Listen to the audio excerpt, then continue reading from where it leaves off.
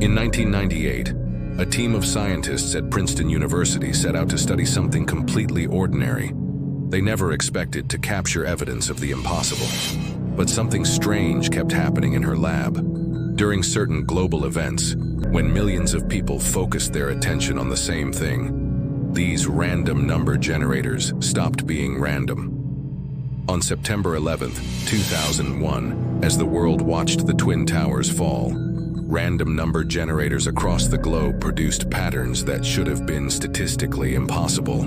The odds against this happening by chance were over 1 billion to 1. But that wasn't the discovery that changed everything.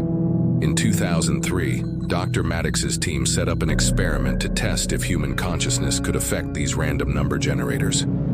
They placed the devices in sealed rooms where no electromagnetic signals could penetrate. 20 volunteers would attempt to influence the machines with their thoughts from another location. The results were inconclusive. Sometimes there were slight deviations, sometimes nothing. Then came February 17, 2004. One of the volunteers, Michael Harmon, was scheduled for a session but never showed up. The team later learned he had died in a car accident 3 hours before his appointment. When they checked the data from that day, they found something impossible.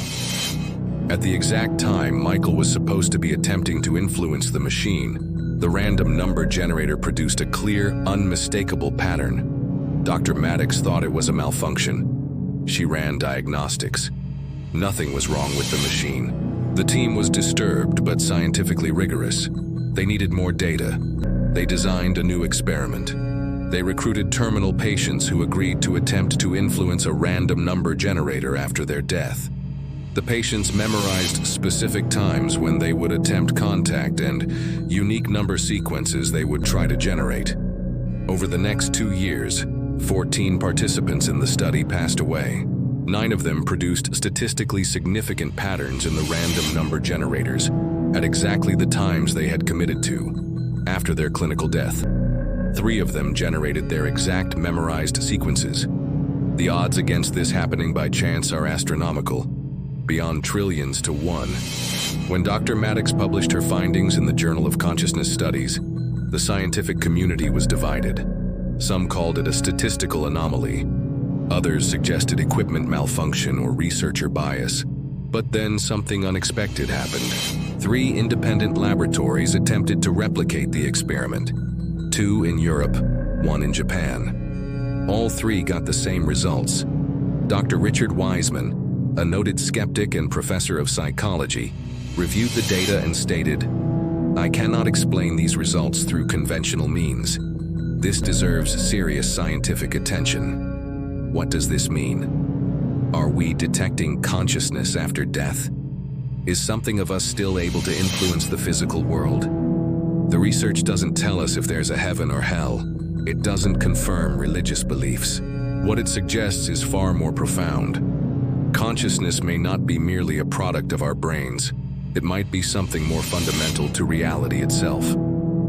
The Princeton lab was shut down in 2007. The official reason was budget cuts. Dr. Maddox's research notes were archived but never digitized.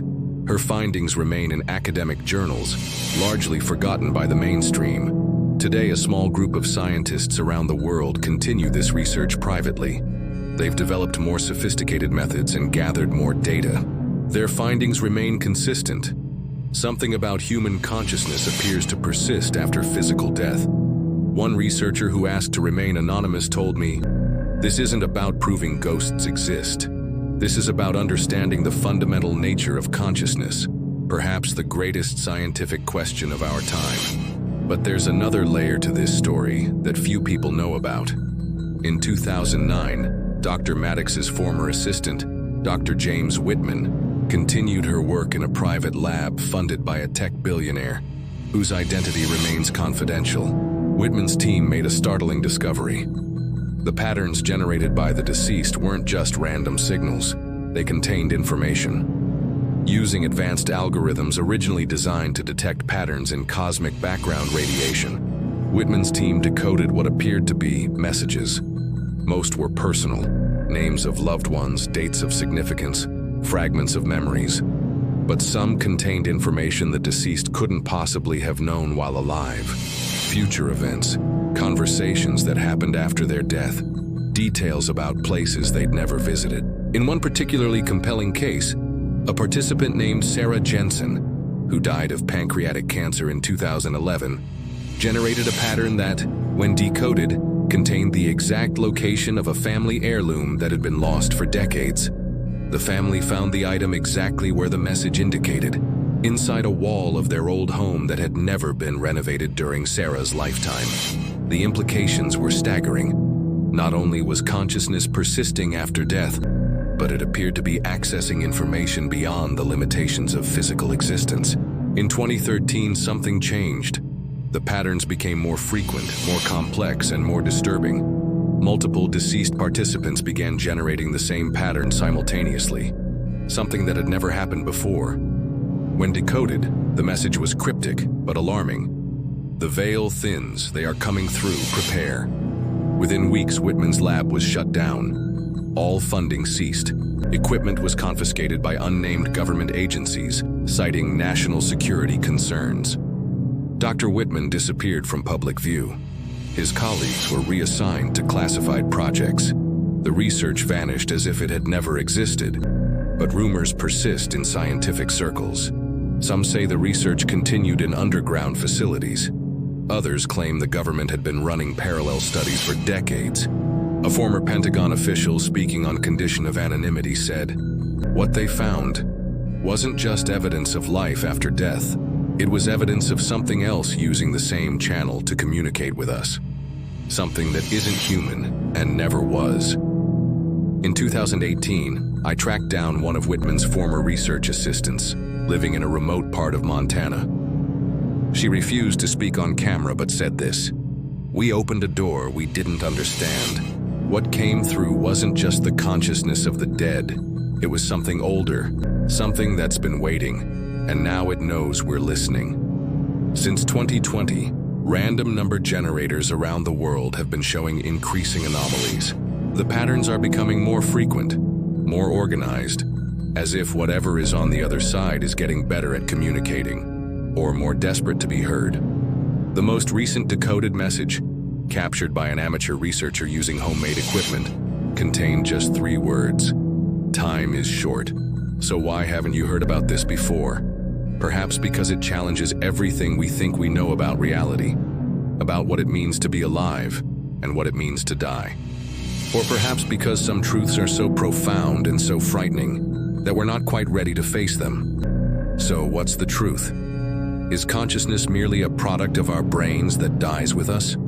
Or is it something more? Something that continues beyond our physical existence? And if it does continue, what else might exist in that realm beyond our perception? The evidence from Princeton suggests something survives. The random number generators tell us something is there after we're gone. But what that something is, that's still a mystery. I started this story as a skeptic. I'm ending it with questions. And maybe that's the point. Maybe the greatest mysteries aren't meant to be solved, just explored. Thanks for watching Dark Thoughts, where we delve into the shadows of reality that others are afraid to explore.